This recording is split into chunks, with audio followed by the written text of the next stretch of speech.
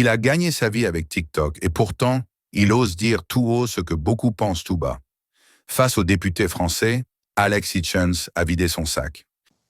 Même si je gagne de l'argent sur TikTok, j'ai envie d'être 100% honnête aujourd'hui, et je pense que cette plateforme, de manière générale, est néfaste.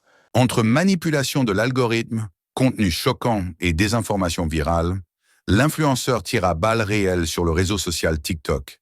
Il décrit un système qui piège l'attention et déforme la réalité. Voici pourquoi son témoignage a marqué les esprits. TikTok est à bannir, bien entendu, selon moi, et je pense que cette plateforme est néfaste pour les jeunes.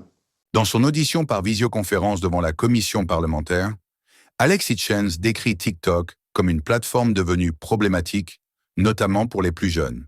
Il revient sur l'évolution du réseau, qui à ses débuts permettait de partager du contenu éducatif ou informatif en format court. Mais très vite, le fonctionnement de l'algorithme a changé la donne. Voici un extrait de son audition devant les députés. Voilà, donc je vous remercie, vous avez la parole pour ce propos liminaire. Ok. À vrai dire, j'avais pas préparé les films. Pour être honnête avec vous. Donc, il faut savoir tout d'abord que par rapport à la rémunération TikTok, je ne suis pas payé du coup avec la monétisation. Donc, je ne suis pas payé aux vidéos. Je suis payé plus vis-à-vis de mes formations. C'est-à-dire qu'on va produire du contenu sur la plateforme TikTok. Plusieurs personnes même d'ailleurs, que ce soit des personnes qui travaillent pour moi ou non, car j'ai ouvert un programme d'affiliation où les gens vont pouvoir promouvoir mes formations sur TikTok. Ainsi, ils toucheront des commissions grâce à ces ventes. En moyenne, 50%, voire 60-70% pour les meilleurs affiliés. Pour simplifier, les gens font ma pub sur ce réseau. Donc oui, je gagne de l'argent avec TikTok et oui, j'ai des intérêts avec cette plateforme, bien entendu. Ensuite, par rapport à mon introduction, même si je gagne de l'argent sur TikTok, j'ai envie d'être 100% honnête aujourd'hui et je pense que cette plateforme, de manière générale, est néfaste. De prime abord, lorsque TikTok est sorti, c'était quelque chose d'intéressant. Ok? Ah oui, vous pouvez rigoler, je suis très honnête. Vous savez, même si je gagne de l'argent avec cela, je vais être honnête aujourd'hui. J'ai juré, malheureusement, je n'ai pas le choix. De prime abord, c'était intéressant. Ça permettait de condenser un peu les informations, regarder une vidéo de 1 minute, 2 minutes, pour pouvoir ainsi apprendre tout un tas de choses. Mais le gros problème maintenant, c'est que en l'espace de 1 à 2 minutes, il est dur d'avoir toutes les informations. Et cette particularité-là, justement, a créé énormément de problèmes, notamment énormément de désinformation, dont je peux aussi être victime par moment. C'est-à-dire qu'on va isoler un propos, par exemple, on va prendre une vidéo de 10 minutes, on va isoler 30 secondes ou 1 minute bien choisie pour manipuler l'information.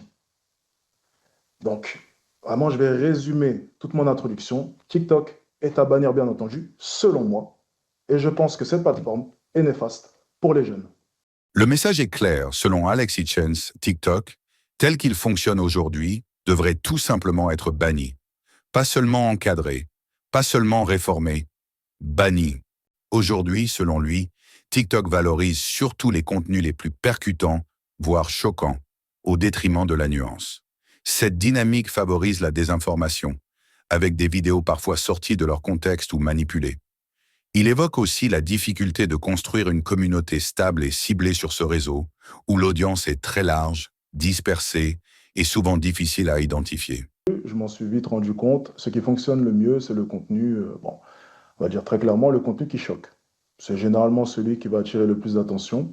C'est celui qui va générer le plus de ventes, le plus de traction. Enfin, bref, c'est une plateforme, selon moi, où tout se base sur les premières secondes. Je pense que vous le savez. Peut-être que ça a déjà été dit. Ce sera répété sûrement. Les premières secondes sont primordiales. Et c'est à celui qui arrive le mieux à captiver son audience au bout de 5-10 secondes. Donc, bien entendu, le début de la vidéo est primordial. Ce n'est pas comme sur YouTube, où le format est un peu différent. On va plus s'attirer avec une miniature. Sur TikTok, c'est vraiment les 5 premières secondes. Plus c'est tranchant, plus c'est cash, plus c'est clair, et plus ça fonctionne. Donc, par rapport à cette première question déjà, voilà. Merci beaucoup. Vous m'avez pas dit, est-ce qu'il y a un contenu qui particulièrement que vous pourriez évoquer avec nous, qui vous a marqué parce qu'il a reçu, en tout cas qu'il a obtenu de nombreuses vues et plus que d'autres? Est-ce que vous avez en tête un contenu? C'était la séduction. À l'époque, c'était drague de rue. Drague de rue, générait c'est ça? énormément. D'accord. Exactement. Caméra cachée, aborder des filles dans la rue. Séduction, ça fonctionnait extrêmement bien. Ça fonctionne d'ailleurs encore maintenant. Ainsi, Alex Hitchens explique Comment il a appris à comprendre et à utiliser l'algorithme pour mettre en avant ses contenus. Sur cette plateforme, tout se joue dans les toutes premières secondes d'une vidéo. Ce sont ces instants qui déterminent si l'algorithme va pousser le contenu ou non. Contrairement à YouTube, où la miniature et la durée comptent, TikTok repose presque entièrement sur l'impact immédiat du début de la vidéo. Ce fonctionnement encourage naturellement les créateurs à produire des vidéos choquantes ou provocantes pour capter l'attention immédiatement. Dans la suite de son intervention, Alex Hitchens évoque la question de la monétisation sur TikTok. Est-ce qu'il y a de la monétisation sur ces vidéos qui font parfois plusieurs millions de vues? Il y a de la monétisation, bien entendu, mais à titre personnel, je n'ai jamais touché à cette monétisation. Donc, par exemple, à l'époque, avant que je me fasse bannir de cette plateforme une première fois, il faut savoir qu'il y avait de l'argent qui était généré, mais je n'avais même pas connecté ma carte bancaire. C'était pour vous dire à quel point est-ce que c'était rentable au niveau des ventes de formation. La monétisation à l'époque, en plus de ça, était bien moins avantageuse. C'est-à-dire que TikTok payait extrêmement mal. Ce qui n'est plus le cas maintenant, mais auparavant, en tout cas, en 2021, début d'année 2022, c'était une très mauvaise monétisation. Et donc depuis que vous êtes revenu, vous avez reconnecté votre carte bancaire? Non, je n'ai Toujours jamais pas? touché un centime. D'accord, Même les toujours pas. personnes qui créent du contenu pour moi, je leur laisse la monétisation. Donc tout l'argent qu'ils génèrent sur les plateformes, c'est pour eux.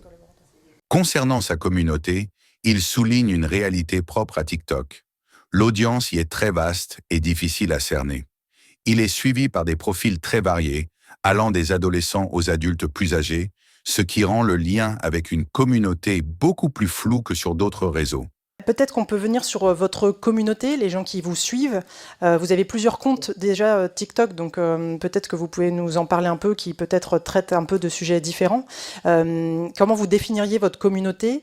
Est-ce que vous arrivez à voir la part de mineurs, de jeunes qui vous suivent à travers cette communauté? Et est-ce que vous avez des interactions avec eux? Alors le terme communauté, je vais vous dire une chose, à partir d'un certain nombre, c'est extrêmement dur de pouvoir définir sa communauté.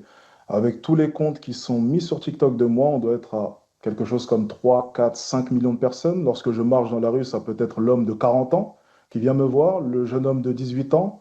J'ai eu de la cinquantaine aussi. C'est extrêmement dur pour moi, là, maintenant, de pouvoir cibler vraiment une tranche d'âge en particulier, très honnêtement. Donc, à ce niveau-là, le terme communauté, je ne pourrais même pas définir quelle est ma réelle communauté. Et en plus de ça, non, je n'ai pas l'occasion de pouvoir interagir, sauf dans des rares lives TikTok que je peux faire de temps en temps, une fois tous les 2-3 mois. Et c'est généralement, oui, dans les lives TikTok, par contre, des jeunes. Mais il faut savoir que TikTok, c'est aussi extrêmement présent chez les adultes. Donc, 30 ans, 40 ans, ce genre de tranche d'âge. Donc, je pense que TikTok touche vraiment tout le monde.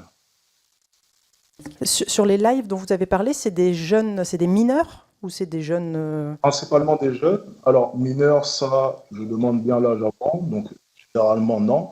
Mais après, écoutez, je ne suis pas modérateur malheureusement, je ne peux pas trier les personnes qui regardent mon live. Lorsque vous avez 4000 personnes, ben, il y a forcément des mineurs, c'est sûr et certain. Donc après, à la plateforme de... Ce qu'Alex Hitchens décrit, ce n'est pas un simple dysfonctionnement. C'est un système construit pour capter l'attention à tout prix, quitte à sacrifier la qualité de l'information, la santé mentale des plus jeunes et même la vérité. Des contenus formatés pour choquer, des vidéos sorties de leur contexte, une désinformation qui circule à grande vitesse, et au final, une génération exposée à un flot constant de messages parfois trompeurs ou destructeurs. Ce n'est pas une condamnation totale, mais un appel à la vigilance, à réfléchir à la manière dont on consomme et dont on laisse les plus jeunes consommer ce type de contenu. Pour Alex Hitchens, c'est une plateforme à bannir, tant les effets néfastes dépassent les bénéfices. Et quand ce constat vient d'un créateur qui connaît l'intérieur du système, il mérite d'être entendu.